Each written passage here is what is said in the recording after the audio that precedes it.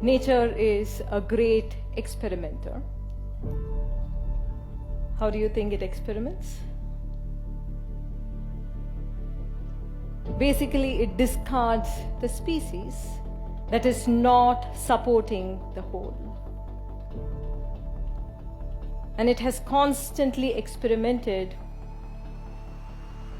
over millions of years. It has discarded the dinosaurs. It has discarded probably the saber-toothed tigers. It has discarded Ramapithecus.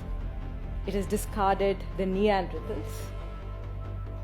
A few of these species have survived for 200,000 years. A few of them have also survived for 10 to 20 million years. So this is just information for you. But the question is, how sure are we about the success of our species, of the success of this human species? Are you sure we're going to survive forever? If we have to survive forever, that means you need to be beneficial for the whole.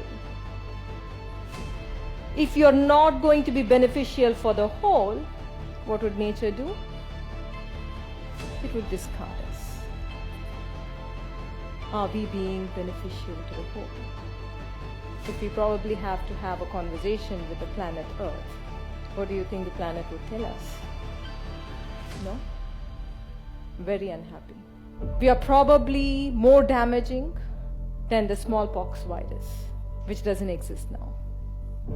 Yes? We are more damaging.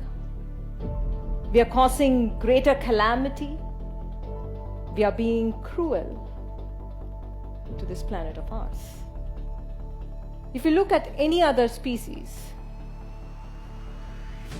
every other species kills somebody else or kills another species only for its own survival, only when it is threatened or when it is very hungry. But we as a human species, we have not evolved.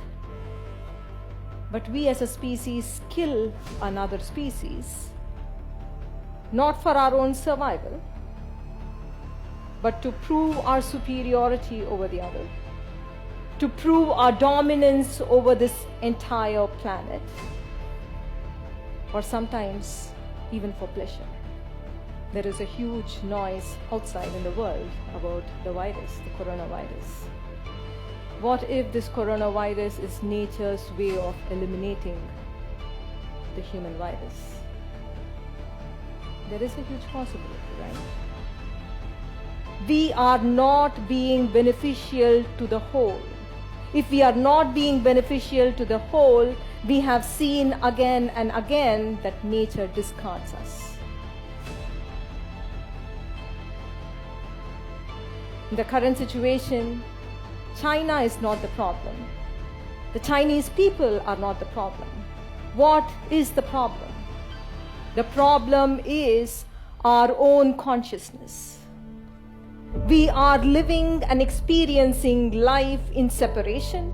We are living and experiencing life as though we are separate from everybody around us. And this separation-driven consciousness has its own repercussions. And we see it in the world. We see it in the world as cancer. We see it in the world as disaster, as natural calamity, or as the coronavirus. It is time to awaken now. We can't continue living our life from a disconnected state of consciousness. The more disconnection that we experience, more chaotic would be the world around us.